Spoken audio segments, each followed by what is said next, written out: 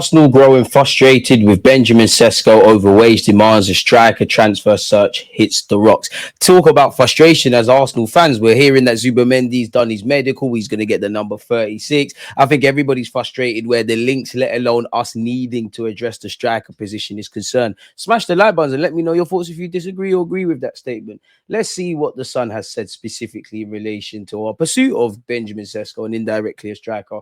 As stated, we're growing frustrated with his wage demands. Apparently, the Gunners are facing a double transfer blow with Gurhi set to snub move to the Emirates in favour of joining Liverpool. Now, I don't doubt that Gurhi could be going to Liverpool, but you see a lot of things off topic in relation to Gurhi. He's prepared to run his deal down. Crystal Palace want to sell him. You know, obviously I would love Gurhi, but you look at William Saliba and Gabriel Magalhaes, does he reckon he'll get the football? You look at Liverpool and they've won the league, they're doing exciting things, and I know Van Dijk signed, a 2, maybe 3-year contract extension. Long story short, he's not going to be there forever. In terms of age, Konate is probably going to be there, but there's rumblings with Real Madrid. But at least for a season, if you're saying that about William Saliba and Gabriel Magalhaes, you have to be saying that about the centre-half pairing that just won the Premier League trophy, people. So it is what it is. And again, if Arsenal haven't bidded, then we haven't been tipped to any player. Now we could be both teams could be in indirect conversations with Gurhi's camp, and he's leaning towards more Liverpool in this example, so we don't pursue with that.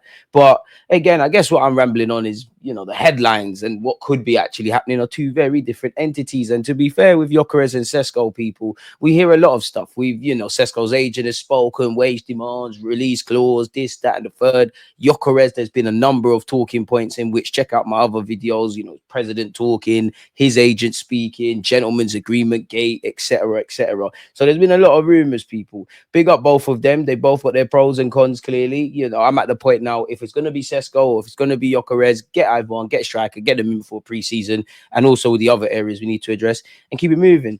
Mikel Arteta is desperate for a number 9 with transfer chief Andrea Berta in negotiations for Cesco while circling for Sporting Lisbon's Victor Gyökeres. Arteta wants the Slovenian ace Cesco 22 to be his big summer splash, and the Gunners will pay the 70 million asking price. But insiders revealed that Cesco's camp are looking for a contract much higher than they plan to pay, and that may force a change of direction. I mean, that's just negotiations. You can say that with the transfer fee. Naturally, the seller wants a bit more, the buyer wants a bit less, and you can see how that would peter into personal terms potentially. Gyökeres 27 is Arsenal's alternative. They do not want to lose out on the Swede, who is already realizing he's not first choice. So if you don't want to miss out on him and we're determined for Cesco, of course, it's probably going to be either or, but could you not just get both? Gyökeres wants to come to the Premier League. Sporting Lisbon will sell, but Arsenal currently have Cesco ahead of him. The Gunners are facing defeat in their pursuit of Gurhi, as we've gone to. Apparently, he wants regular first-team football and assurances from Arteta that he'll get that in the North London side, which again, at least for a year, applies to Liverpool. Now, ironically, both Liverpool and Arsenal both have two talented, youngish French centre-halves whose contracts are subject to transfer speculation. And this is why we need to get better at selling talents, man. Kwanzaa's about to make them 30, 40 odd million quid go into Leverkusen, which allows them more flexibility on top of what they've planned to do and done already. Arsenal will finalise a move for Zubimendi next month. Again, we know about financial reasons is the reason for the delay now. Apparently, he's in London. You saw the Athletic and etc. do that. So, yeah, you'd imagine we'll get some confirmation on that. Man United accept Gyökeres is joining Arsenal. Not if we don't agree a deal, people.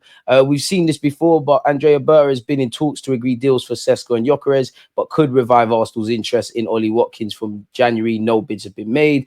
Berta brought Gyökeres to the table mainly because he has scored nearly 100 goals over the past 2 seasons in Portugal. However, others at Arsenal feel that his valuation of about 80 million is too steep. And to be fair, a lot of clubs apparently feel that way about Gyökeres, not just us, because people will say penny pinching, etc., which could be true. Some of Arsenal's hierarchy want a younger striker with greater potential to grow, making Cesco more attractive at 22.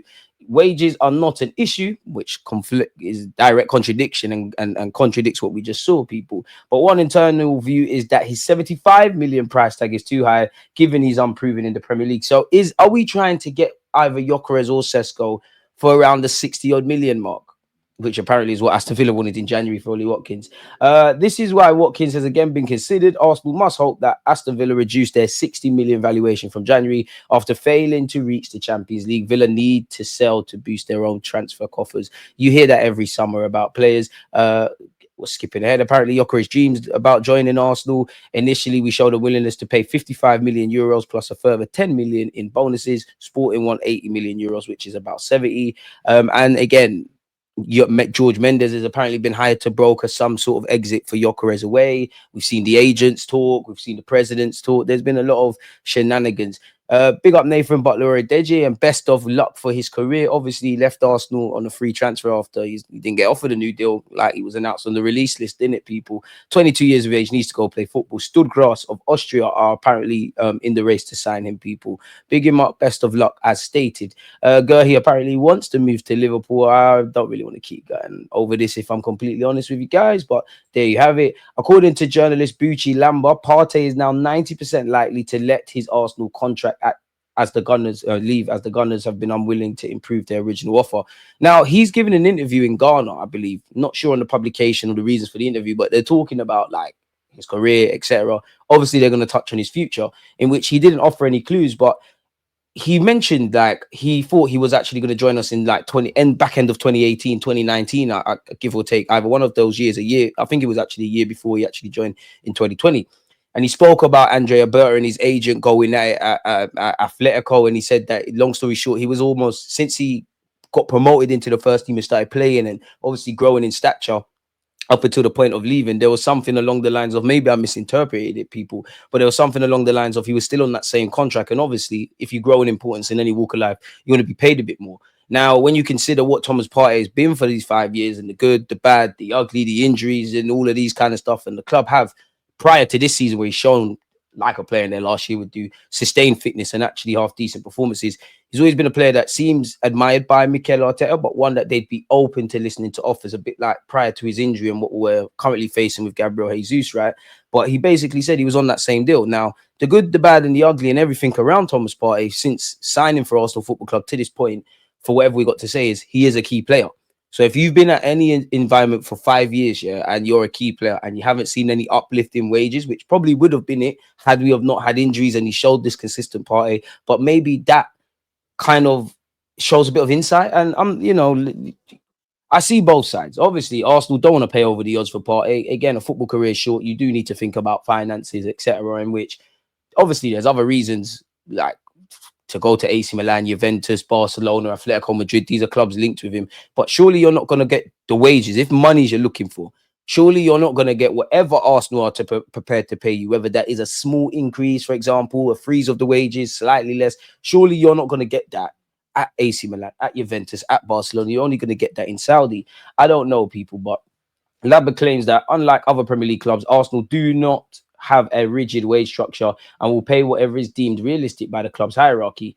Partey was offered a wage in line with what the Gunners believe he's worth, but this evidently wasn't enough for the player. It's not yet clear what Partey's next destination would be, but Lambert asserts that an unnamed Premier League club have approached the midfielder on Thursday, the 12th of June, which is interesting. Partey has been linked with a potential return to Spain after previously starring for Atletico Madrid. He's played 167 times for Arsenal Football Club and got 7 assists and 9 goals. So I have to see what's going on here, but he's expected to leave come the 30th of June, which is next week. This year is moving quickly. Well, it's not exactly next week, it will be a week on Monday, essentially. Arsenal have, speaking of African players, Arsenal are currently the club that is closest to signing Bilal Al-Kanous, 21 years of age. They've already agreed personal terms with the player's agent. Arsenal must now reach an agreement with Leicester City on the fee. I think he's a top player. I'm on that. Apparently, we've held fresh talks with Hato's reps. Arsenal want to speed up the process to beat Chelsea to the signing. Martin Zubimendi will wear the number 36 for Arsenal, according to Charles Watts. His move to Arsenal will become official in the first week of July, with the delayed announcement due to Sociedad not wanting the sale of their 2024-25 financial year. Arsenal will pay 65 million euros, slightly over his release clause, in 3 installments. Hopefully that's the last time we speak on that. Arsenal apparently made an inquiry regarding the availability of Warren Zaire-Emery, who plays for Paris Saint-Germain and is 19 years of age. At this point, it's understood PSG have no plans in allowing the player to leave, so that ends it all. Apparently, we've held positive first talks with Hato's agent, says Nicolo Scherer, I believe, on a deal until 2030, which fair enough if you can go and get that, people, I guess.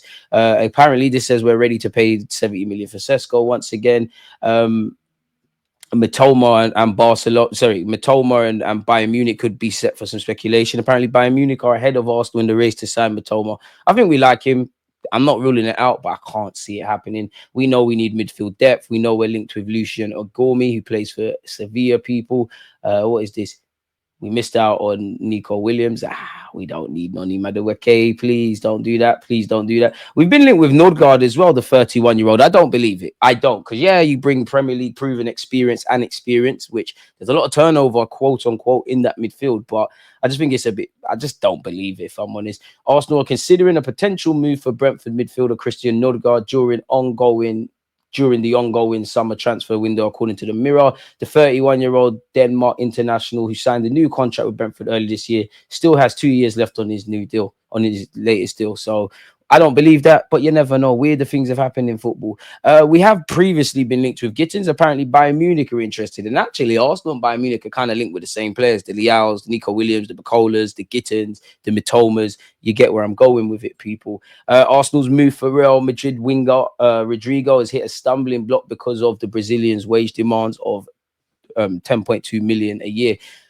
Now, I don't think Arsenal's stupid. If you want to get a certain caliber of player, you have to be prepared to maybe pay a bit over the odds for a transfer fee and the wages. But with what we saw at the beginning of this video and that, this seems to be a recurring theme. Gerhi is apparently fully prepared to see out the final year of his deal at Palace. Palace want to cash in now, people.